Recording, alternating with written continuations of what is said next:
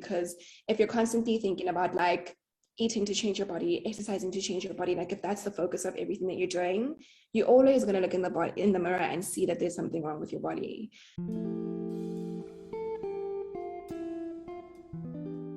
Hi everyone, and welcome to November Staple Sessions. This month I'm chatting to Tapang, who is a food and health coach. She helps millennial women heal from binge eating, restrictive eating, and emotional eating. She's all about finding food and body peace, and that just totally resonated with me. Tapang also talks us through her own ongoing journey towards food peace and shares some of her wisdom, tips, and tricks and staples with us. I hope you enjoy this conversation. Hi, Tapang. Thank you so much for being on Staple with me today. Hi, Rox. Thank you for having me. I'm really excited to be having this conversation with you. Oh, thank you so much. I'm really excited to be having this conversation with you. So I'm saying to you and telling you how much I love your platform and your Instagram page, and I love the perspective that you have around nutrition and food and just helping us navigate our way through that. And I thought, as we slowly head into what is usually or can be a very stressful time around food and celebration over the festive season, and also as we are seeing so many messages around that in the social space, I thought I'd love to have you on and just have a really good conversation about it. So thank you for being here. Yeah, thank you again for giving me this opportunity. Wonderful. So I'm gonna, please tell us who you are. Tell us a bit about yourself. Go for it. Cool. So I am Tapang. My name is Tapang Boy. I originally come from Pretoria, but I've been living in Johannesburg for quite some time. I lived in Cape Town for a bit as well when I was at UCT. I studied a degree in economics and finance, and then I did a postgraduate degree in entrepreneurship. But I just kind of knew like from the jump that was not where I was going to go. So it was just like a journey of figuring out like throughout those 4 years of university, what am I actually going to do?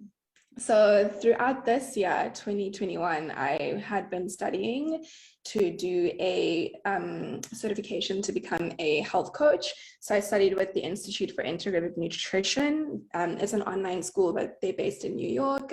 And I got my certification. So that was amazing for me because it had literally been like a dream of mine to go into this, area of nutrition and wellness from, when I was in varsity. And sometimes we tell ourselves things like, oh my gosh, I'm so old, like I'm 21, I'm so freaking ancient, I can't go and study again,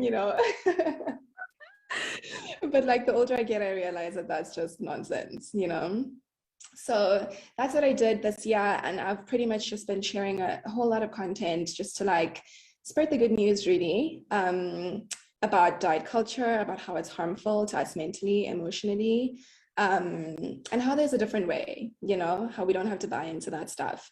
So that's what I've been doing through Instagram. I have a YouTube channel, but it's been on pause like from when I was studying. So I plan to get that back up in the next couple of weeks. And obviously, because I'm a coach, I have a coaching practice. So I see clients online. And yeah, that's just, I'm really enjoying it, really enjoying building that up.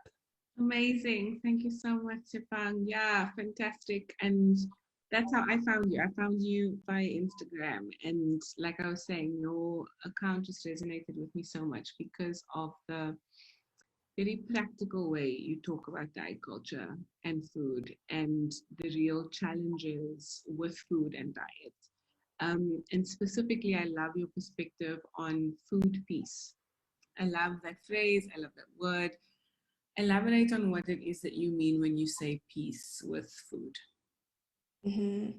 So I think that like for a lot of people who maybe don't have as much awareness as like, people in this space about what is disordered eating, what is a healthy relationship with food, like you might not realize that you actually have a lot of angst around food. And some of that angst can include like anxiety about what to eat, you know, especially if you're engaging with content about healthy eating, or you really plugged into that message of like, to take care of my body, I need to eat healthy, but you don't necessarily understand how you need to do that. And for some people that can create anxiety.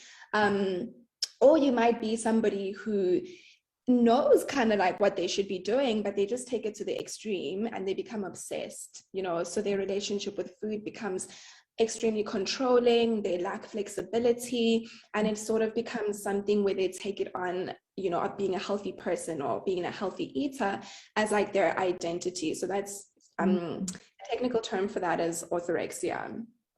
So those are like two examples of how you can have like angst around food. But then some other, you know, characteristics could be like emotional eating. So using food to soothe your emotions and having a bit of a distress with yourself around the fact that you do that. Or for some people, I know that they struggle with cravings and they feel like that's a bad thing. And so they experience guilt when they do give into those cravings, and it just shame, you know, they experience this like shame that, oh, I'm such a bad person, like I know I shouldn't be eating this chocolate, but I can't stop myself, you know what I mean, stuff like that. So when I speak about food piece, I'm just talking about like a complete 180, you know, a complete 180 from this anxiety, this guilt, this shame, this obsession with like eating perfectly and eating healthily, to getting to a place that's more hard, like harmonious, you know what I mean? Where food is just a part of your life. It's not something that you live for, you know, because when you are in that state, food can really just take up so much mental space, and I've been there, that it just becomes your life. So food is a part of your life. It is not your life. And how you relate with food is like you trust your body, you're able to listen to your body, which is a skill that obviously takes time to work on, but you just get to that place where like, and there's a term for this called intuitive eating, where you eat intuitively, you listen to your body, you don't judge yourself for like the desires that you have, and you're able to nourish yourself well at a later stage in your journey without it becoming like you becoming the dictator on your eater, you know? I love that. And when you used one of my all-time favorite words, which is harmonious. It's such a, the reason I love that word very particularly is because, as opposed to other words that could mean the same thing like balance, is because it really indicates this kind of synchronized way of thinking, right? So, you know, I'm hearing you talk about, you know, what intuitive eating is. It's really about listening and responding with care, as opposed to reacting to the emotions that you feel, or the you know, indoctrinations that you have, or beliefs that you have about how you should be eating or how you should look. Yeah, I really love that perspective. So, I mean, you've touched on it a little bit, but there are obviously some indicators around, you know, being able to know when we're not at peace with food. You know, what are some of the common challenges that you found in obviously studying this for a while now and working with clients that we come up against? And I think particularly as women, that have maybe impacted our kind of collective view of food, that hinders us from having this peaceful relationship with it. Fundamentally, I think it all comes down to what society tells us about how our bodies are supposed to look. Because like the struggles that we have with food, it's not like we're not born having a turbulent relationship with food. It's because of what we learn and inherit from society, from our moms, their moms, etc. So I think that fundamentally it really comes down to like, we try to use food as a control mechanism for, I guess, policing how our bodies are supposed to look. And that's when the disordered eating starts to come up. And also, I've been listening to a lot of podcasts by, you know, like women RDs from like America, because that's mostly where this conversation is happening, honestly. But I've been listening to a lot of that content, and like, even the thing is, diet culture is so deeply entrenched that they're like, it's always a process of like uncovering, okay, how is diet culture still affecting me? Like I still even had to do that work for myself. So through listening to these podcasts, I realized that like even just the way that wellness is spoken about, like on social media and tabloids and stuff, it's pretty toxic. And it in itself is a diet. So a lot of women, you know, in this day and age are becoming more health conscious because that's the thing that we're supposed to do. And but we know that honestly, like if we have to seriously introspect and get honest with ourselves, we are trying to be healthy because we're trying to have the right body, right? So oftentimes, like, you know, when I've done discovery sessions with women or in clients who I work with, they come and they're like, okay, you know, I'm having XYZ struggles and I want to get healthy. And then we'll start talking and we'll spend a lot of the conversation actually talking about the body piece, because that's where the mindset, you know, work comes. And to be able to heal your relationship with food, you need to do that mindset work of healing your relationship with your body. So like, you know, women will come and they'll talk about how they want to get healthier, how they just feel like they're on and off with eating healthily, or, you know, they have cravings and they feel bad about having these cravings, and they just don't know what to do about it. And the thing that stands out to me the most is just how much of an emotional thing it is, like how much guilt and shame accompanies that not being able to do the right thing. And I think underlying that is just that, you know, this wellness culture and this diet culture projects onto us these rules of like how we're supposed to eat, what time you're supposed to eat, how does your like how's your plate supposed to look. So it strips away that, you know, innate like self-trust that we have of being able to listen to our bodies. And that's something that like I see that we don't really know how to listen anymore. We feel like we're bad because we're not doing what we're told we should be doing, but it's just that we have this disconnect between what is, you know, the nutrition advice that's out there that's valid. It's not that it's invalid, it is valid, but then how do we learn how to apply that in synchronicity with our bodies and like what our bodies need? So I think that fundamentally like that's a big gap that I see, and that's quite a big skill that like people need to learn.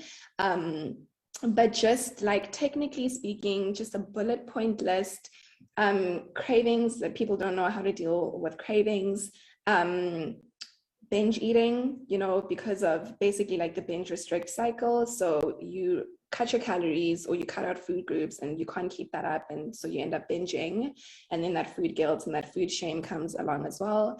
And the emotional eating, you know, eating to like cope with your emotions, or even just like overeating. Oftentimes emotional eating can just show up as just eating more than you need to at your meals, because that's, I don't know, like a behavior that you may have gotten used to.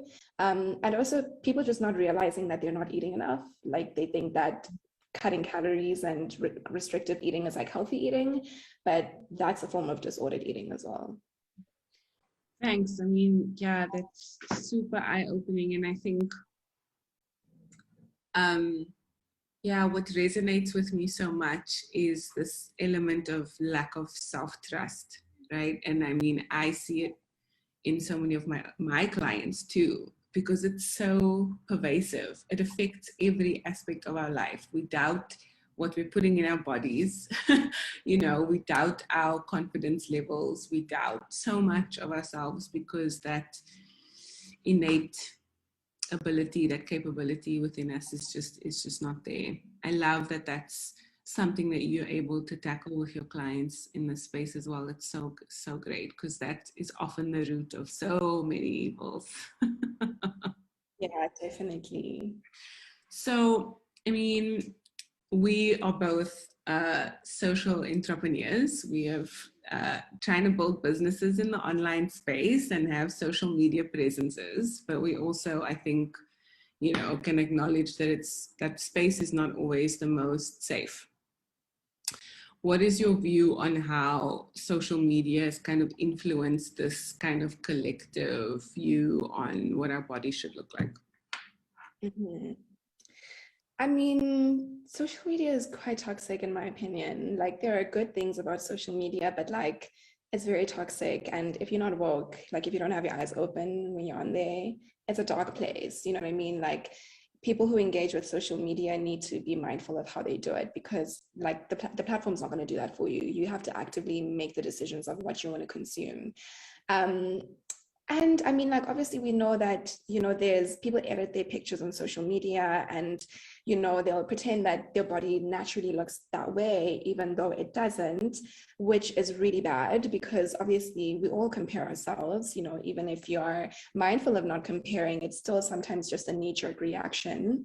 And you compare yourselves to bodies that aren't actually even real, which I think it's really unethical in my opinion to do stuff like that.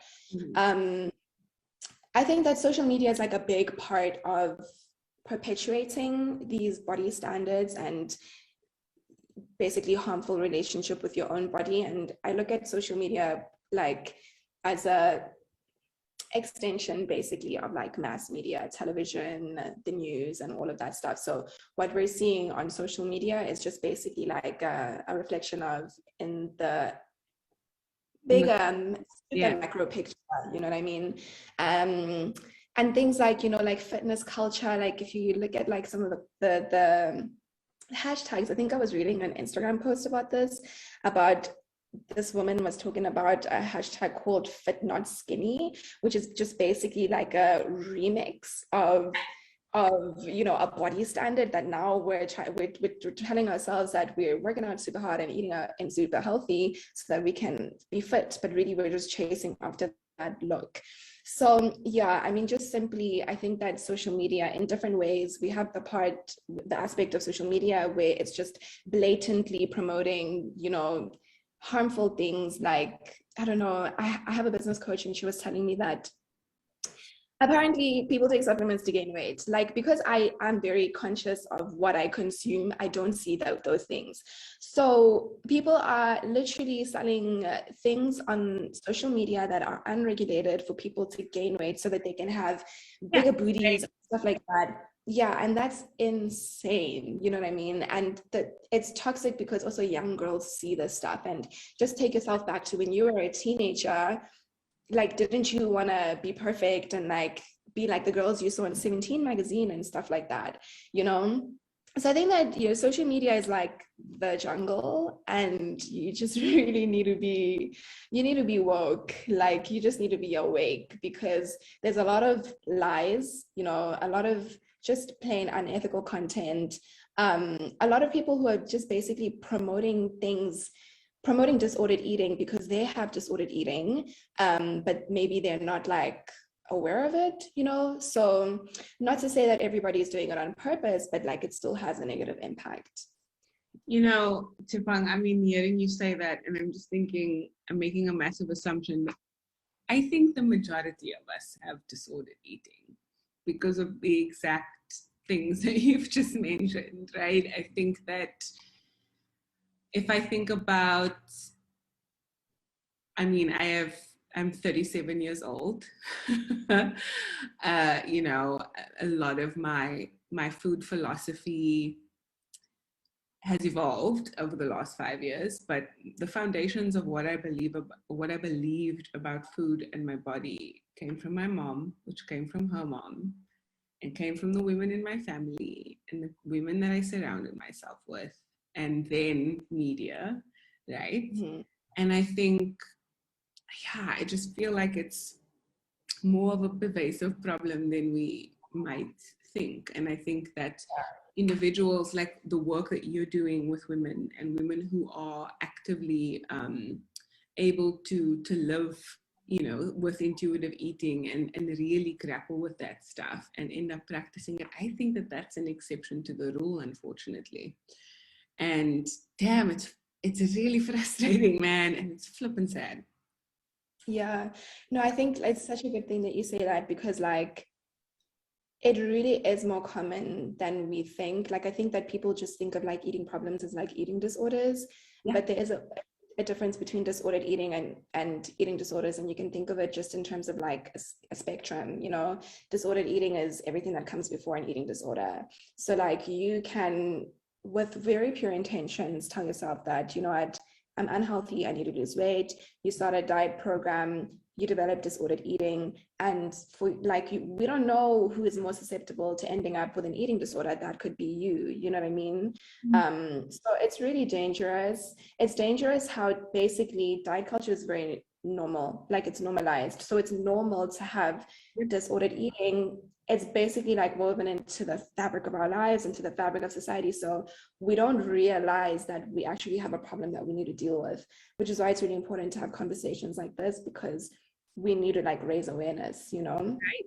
And also on the fact that it's not just like a privileged problem, you know, it's not just like a problem that affects white girls, or like it's a problem that affects all of us. And it's not like a superficial issue either. It actually affects you all the way to like, for me, the thing that I think the most about is that it affects your self-esteem, you know what I mean? That is a measure of how you value yourself, which then affects literally your entire life. So I think if you can think about it that way, you realize that, whoa, this actually is a much bigger problem than I thought. And if I am struggling with these things, then I do need to get help. Totally. So for those of us who don't realize that we might have this unpeaceful relationship, we might be in a cycle of disordered eating, or just disordered perceptions of our bodies, and the impact that social is having on that as well, like amplifying that. How does one start? What are some of the signs that this kind of thinking might be harming us? I think that you can kind of just look at the thoughts that you have, especially when it comes to like eating, and when you think about your body, when you maybe catch a reflection of your body in the mirror, like what are the thoughts that come into your mind, and what kinds of feelings do those thoughts generate? So if you unexpectedly see your body in the mirror, like you obviously going to have a thought, but what kind of a feeling comes up in response to that thought? Is it like, does it weigh you down? If it does weigh you down, then that's a red flag. You know, that's a sign that you need to do some work. And also when it comes to eating, how do you think of eating? Do you think of eating as like something that if you don't eat right, you're going to gain weight? Or if you don't eat right, you're going to not reach your body goals, etc. That's also a red flag of this thing of like thinking of like food as something that causes weight gain. Because at the end of the day, like we all need to eat, like it's a basic need, you know what I mean? So yeah, those are some high, like just very entry level ways that you can kind of just like assess yourself. And then how I would recommend starting is just basically like we were talking about social media, just look at what you're consuming and audit your social. You know, if you're following people who are, you know, always posting about their bodies, or who are always talking about, like I used to follow this influencer on YouTube, and she would often talk about like what diet or how she's changing her food and exercise plan to, you know, lose the weight that she gained or blah blah blah. Like that stuff is not good for you if you're trying to do this work. So unfollow those people. So once you've done your audit of your social media, you can now like start refeeding with people who talk about the good stuff. So you can, you know, if you're on Instagram, you can look up like intuitive fitness, you can look up intuitive eating, just those two things, or healthy relationship with food, or stuff like ditch the diet culture. Those are good hashtags that you can look up to repopulate your feed with good stuff. And often people who use those hashtags are people who like are quite knee deep into this work. So they share a lot of educational content. And through just looking at that content, you don't even have to make an effort to like, you know, really like, okay, I'm gonna like study like I'm studying for an exam. Just read it, you know what I mean? When you see the post, read, and it's gonna refeed your brain, rewire your brain, and over time your beliefs are gonna start changing. And if you wanna, you know, be more active with this process, you can start reading books, you can listen to podcasts. If you just type intuitive eating podcasts, a lot of stuff will come up, and the good ones are by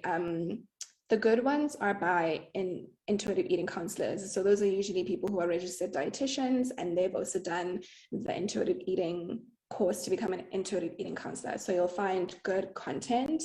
And then you can read the intuitive eating book. They just released the 4th edition of that book. And through that book, you'll also then start to basically learn about other books that you can read. And then from there, you'll have a manual basically of how you can start doing the work yourself. And then if you have the time, if you have the budget, you can invest in like working with a coach like myself, or you can work with a dietitian, a registered dietitian who is an intuitive eating counselor. I love that. I love that. Thank you. Those are such practical things. And that's certainly how I got into all this stuff too, right? And I do it on a regular basis. A social audit is one of my favorite things to do. So like every couple of months, one needs it. Yeah, it's great. Thank you. So you've had your own journey with finding peace with food. Tell us a little bit about how you went about that, and maybe mention again some of the tools that you used to kind of get yourself started there. So yeah, I think up until like a few weeks ago, I thought that I thought that the biggest issues that I had with food like started around university when I started like losing weight and stuff. But I actually realized that no, it's actually kind of been my whole life. Like I have been an emotional eater my whole life, and I'm trying to crack the code of figuring out like where did I get that from? Because as a child, you obviously pick it up from somewhere. But anyway, I had like emotional eating, and I would just overeat. Like it was just a hobby, really. And then when I got to varsity, but even also like towards the tail end of high school, I went to a school, well, pretty much all my life, I went to like very white dominated schools. And at the end, I was at an all girls school. And for the most part, white people and Black people have different bodies. But we were the minority. So I felt like my body wasn't right because like I was just seeing thin girls around me all the time, So I wanted to change that. And then it kind of got amplified when I went to university, where I did gain weight. Like I wasn't at my body's like normal weight. So I did gain weight and I was not happy with that. So I wanted to change it.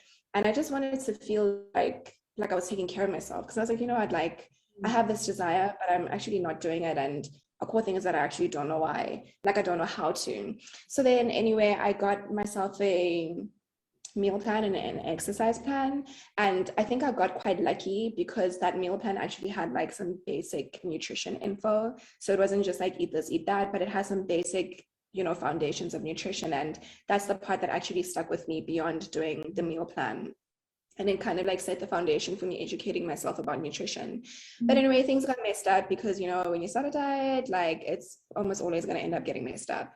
So I developed like proper orthorexia. I was seriously obsessed with eating healthily. It was like everything about who I was eating healthily and go to the gym. And if anything got in the way of that, like it made me really freak out. Like I would get really nervous about it. And then I think after about a year of doing that, I was like, yo, girl, like, you're not healthy. You're not healthy. Like, not only are you not losing weight anymore, but like mentally, you're not okay. And I've always been somebody who wants the best for myself. So I was like, this is not the best for me. So I was like, okay, I'm stopping this. I'm stopping the obsessive gymming. I'm stopping this diet plan. I'm hungry all the time. I just want to eat, so I just basically, I was like, okay, I'm shifting my focus from like health and fitness to just self-care. So that's when I started like learning about like what is holistic self-care. Or health is not just going to the gym and eating healthy, but health is like how are you doing mentally, how are you doing emotionally, how are your relationships, you know what I mean? And so I started like embodying that in my life, just looking at my health as more than just what I'm eating and how I'm exercising. And I also gave myself permission to try different types of working out, like because I was just doing what was in the exercise plan because I was like, this is what's going to help me lose weight. But when I just switched over my mindset to a mindset of just self-care, I gave myself permission to try different things, to be less obsessed with exercising, that I don't have to take the box every day. I can skip a couple of days and the world's not going to end. I'm still going to be okay. Allowing myself to eat more flexibly, like adding more foods into my diet, and basically like paying attention to the hunger and the fullness. So this is when I started learning to listen to my body, eating more or less when I'm hungry and stopping more or less when I'm full. And that's pretty much was like the foundations for my journey into intuitive eating, even though I didn't know it at the time. And just making those switches alone, coming from a place of like serious restrictive eating, disordered eating, exercise abuse, like just doing those small things will make a big difference. It'll change your life, it'll change your mindset, and it'll also start healing your relationship with your body. Because if you're constantly thinking about like, eating to change your body, exercising to change your body, like if that's the focus of everything that you're doing, you're always going to look in the mirror and see that there's something wrong with your body. So those are some first steps that I took. But another thing that also really helped me was seeing a food therapist. So this was a lady who was a registered dietitian, but her thing was food therapy. So she helped me to kind of like work through my inner perfectionist. Like naturally I'm an A-type person, and those are the personalities that can get very obsessed with like dieting and exercise. So she helps me just to realize that, girl, you're way too hard on yourself. Like you're trying to be perfect, and that's just not attainable. So she helps me basically like with strategies. She introduced like the idea of food journaling to me, and that helped me, that helped that A-type be like, okay, objectively, this is what you're eating. So like that negative voice that's telling you that you're a failure is a liar. You know what I mean? It gave me the evidence that voice was a liar. And she also helped me to start working on like turning my negative self-talk into positive self-talk, because if you are that like hyper self-critical perfectionistic person, you most likely have some very negative self-talk going on, and it's going to hold you back from moving forward. So she helped me to just be mindful of how I'm talking to myself, and each time I have a nasty thought to myself, like turn it around, like just reject it, talk back, So those were the initial steps that I took and the things that really helped me. And then lastly, there was a book that I read. So I think this was just like divine timing, honestly, because I remember I was in Cape Town, I was at Cavendish, and I went down the escalators, and Exclusive Books was having a sale. I was like, oh, let me go check it out. So then I went and I saw this book that was like 35 Rand. It was called Fat is a Feminist Issue. And I'm like, whoa, what an interesting title. So I bought that book, and listen, it changed my life. It changed my life. It opened my mind to how what I was experiencing is not my fault. Like I've been brainwashed. You know what I mean? It just made me realize that I've had all of these ideas planted into my mind, and then now I have a choice of what I want to do about that. Like, do I want to continue believing those, or do I want to like reject them and create a new story for myself?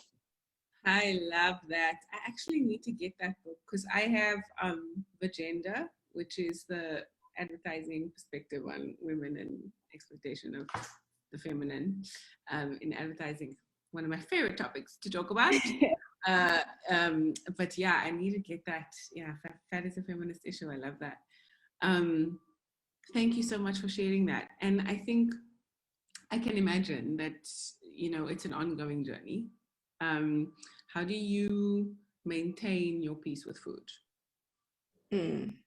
So I have to say, like, if I'm being completely honest, like you're saying, it's an ongoing journey. And a few months ago, I kind of took a look at myself and was like, but you've done a lot of healing work, but there's still some things here that I feel like you need to work on.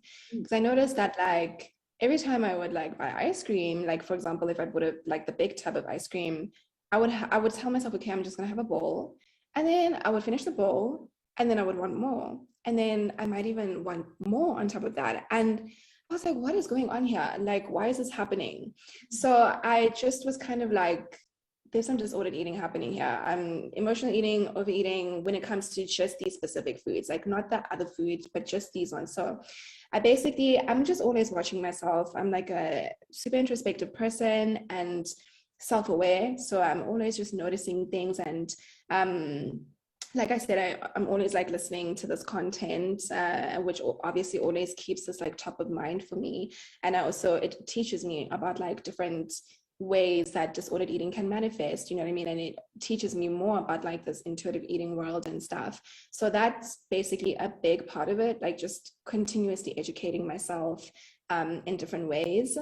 And like I said, just paying attention to myself and noticing how well am I responding to the cues that I get from my body, and what are the voices that come up in my mind. So if I feel like, if let's say I eat at 7:30 and then I'm hungry at like 11, and I'm like, oh, it's not lunchtime yet. So I'm like, I talk back and I'm like, okay, but who says you have to wait until 12 to eat? You know what I mean? So I just like, I'm constantly like engaging with myself.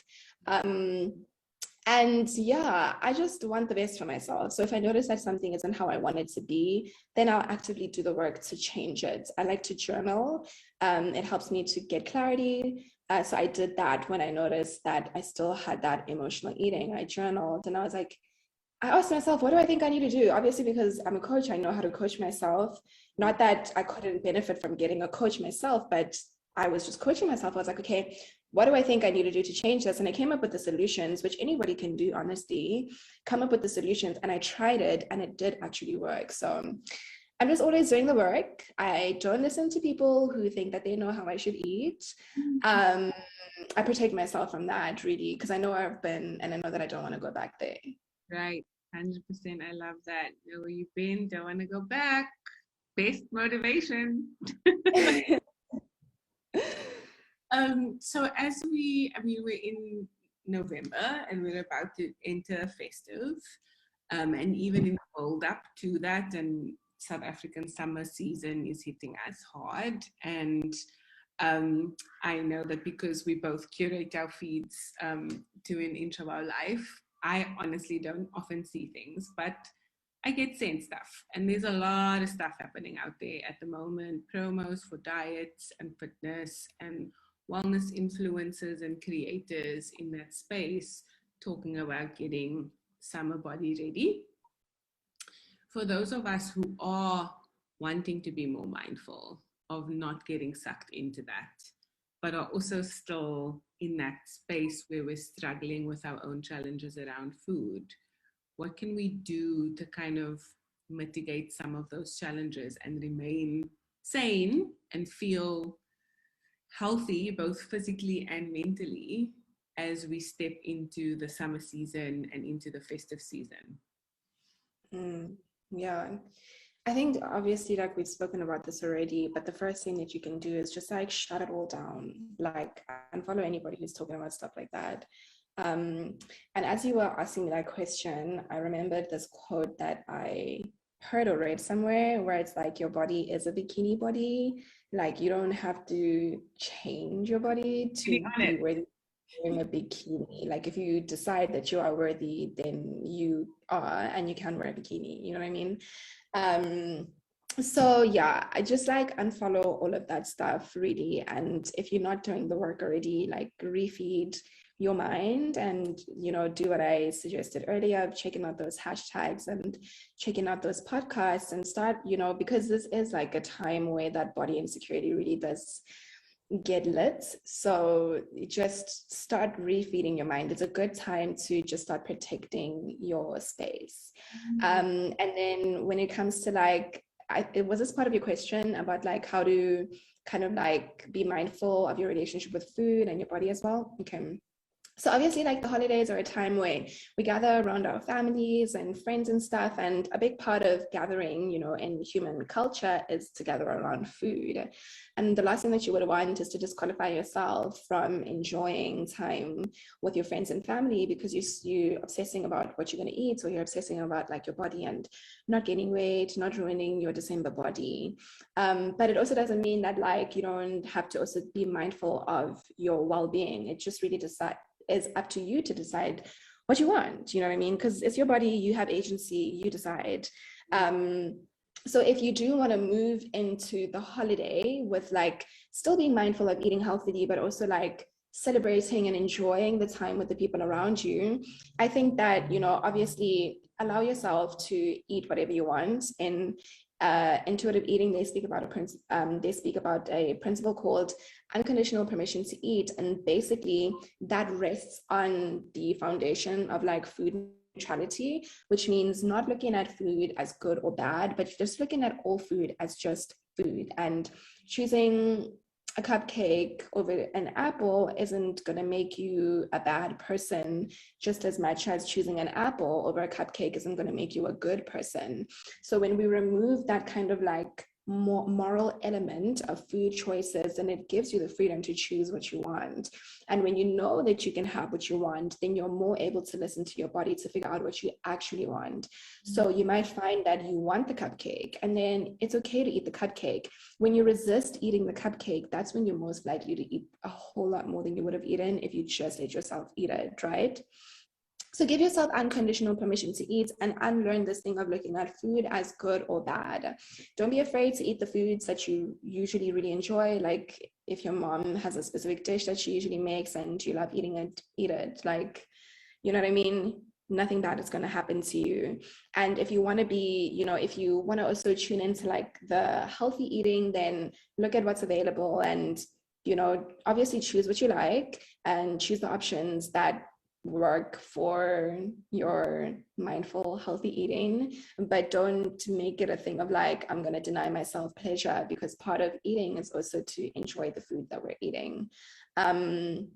And then another thing that I think about as well is because we're surrounded by people and we're surrounded by people who have different mindsets, is that often when we go, like, this is something that I experienced a lot when I was in university. When I would go home, people would just comment about my body. I'm pretty sure I'm not the only person who has experienced like like people just have something to say all the time. You know what I mean? And it used to affect me a lot. And I'm not gonna lie and say that You're so full. Oh, my baby, you're looking so full. My favorite. Exactly. You know what I mean? Like, yeah, I'm not gonna lie and say that like I'm beyond the point of being affected by stuff like that, because I am a normal human being. But like, I think I've just kind of learned to develop a thick skin that if somebody says something, just like bounce it off. You know what I mean? Instead of fixating on that thought, acknowledge it, maybe acknowledge how it makes you feel. And then you can tell yourself something positive, tell yourself that truth that you're grounding yourself with, you know what I mean? And then move on. Like we don't need to linger on the things that other people say about us. And we also don't have to accept them as facts, because they're not, So yeah, just kind of having that like boundary between yourself and what other people say I think is a good thing, because we do experience a lot of body shame in the holidays around our families. Yeah.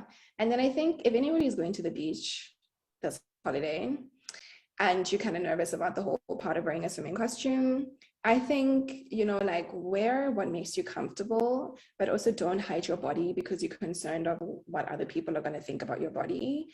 I think the piece of wearing what makes you comfortable is important because like it's a special moment that you're going to be celebrating with people you love, and you don't want being self-conscious about your body to take you away from that moment. So wear what makes you comfortable, but also like be mindful of like, is this, just for myself to be comfortable, or is it because I'm worried about what other people are going to think? Because that doesn't matter, Right. I love that. Thank you. Oh, touching on so many good things there. I appreciate that so much. So as we kind of close, I can only imagine how, as a coach in this space, your own self-care around food and your body is really important, right? What are some kind of rituals, practices, habits that you engage in to help you protect your energy and stay on your mission and your goal? I think a big one is just like being very mindful of how I engage with social media, because I have a very serious like tug of war in me about like the whole social thing. And like, so for me, it's just very important to like just be mindful of like my energy around that. Because obviously I do it for work. Like if I did not really need to be like sharing this content on social, I genuinely wouldn't be on social media. So like I have to factor that into, how am I feeling? Do I feel like this is taking too much from my life? Or do I feel like I'm still able to be present in my life? So when I sense that I'm getting too obsessed with Instagram, then I just make the decision of like, when I'm bored, I'm not going to go and scroll on my Instagram. I'll do something else, just to like feel like I'm really present and engaged in my actual real life. So I would just call that more like a mental self-care thing. Emotionally, I really love to like talk to my family, like my mom, and I have a sister, she's 2.5, so I like talking to her as well when she wants to talk to me, because she calls the shots. And I talk to my fiance like every day, because obviously you have to make time for your person, and that's very good as well. just for my emotional health, because I do live alone, and just making sure that I talk to people is good for me. I definitely try to have a consistent routine of like moving my body, not because I feel like I have to do it, but just because I know that it makes me feel good. And like when I have taken a break, I start to notice that I just feel stuff. I feel like the oxygen is not moving around my body, and like I just need to move my body, you know? And then in terms of like food and stuff, I really do like eating nutritious, you know, colorful vegetables, especially now that we're going into summer. Like I'm really feeling those crunchy, juicy veggies, you Yeah. know. So I enjoy just eating my vegetables, but I also enjoy not eating them when I don't want to. So if I'm not really craving veggies, then I won't eat them, because I know that later probably I'll want them and I'll eat them. I also like to have treats. Like right now, I have kind of like hormonal stuff going on. So I'm always just trying to be mindful of like when I do have treats, like which ones are going to be the best in terms of like just keeping myself stable. So I like to go and, you know, I'm pretty much like a treasure hunter when it comes to like food. So I like to go and get myself the thing that's going to satisfy my taste buds, and but also still going to be like good for my body. I really do enjoy doing that. Occasionally I bake, but I want to be more consistent, but I don't do it very often. So yeah, and I go to church, you know, like my spiritual life is very important. So I go to church, I pray, and I have a lot of conversations with like the people in my life about God, because that's just my life, you know what I mean? So yeah. And I just enjoy resting. So like sleep is super important. I don't compromise, because it always has a negative domino effect when I don't get enough sleep. I really enjoy drinking water. As you saw, I have a gigantic bottle here with me. And I like to like just chill and like watch series and stuff like that. So I hope that from my response, you can see that like, you know, self-care and health and wellness, it's not really just about what you're eating. Like you can be eating really well, but if other parts of your life aren't going well, it's basically just going to cancel it all out. 100%, absolutely. And I love that everything you've mentioned are it's not, you're not doing anything crazy.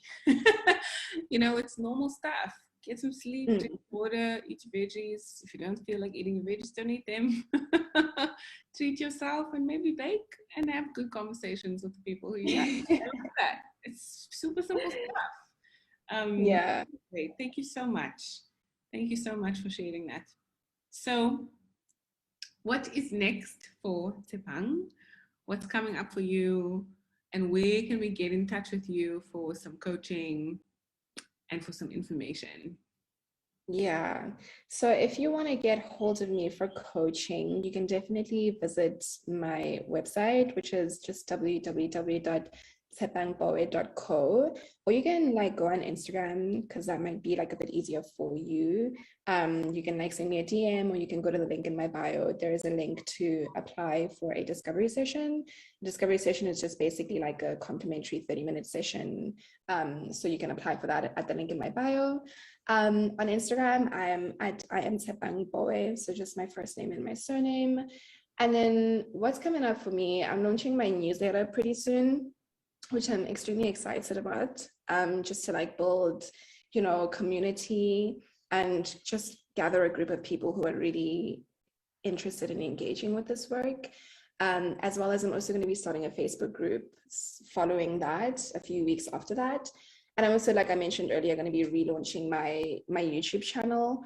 So all of this is kind of like happening before the end of the year, which is pretty exciting. And then I also just got an office in Bryanston. So for people who would prefer to do physical coaching, they can find me in, you know, my office. But to get into all of that, same thing that I said earlier, you can just go to the link in my bio, send me a DM on Instagram, or go to my website. Love it. Thank you so, so much. So excited to get on that mailing list. Thank you so much, Tapang, for joining today and for having such important conversation. I appreciate it. Yeah, thank you for having me, for giving me your time, and for your great questions and your great energy.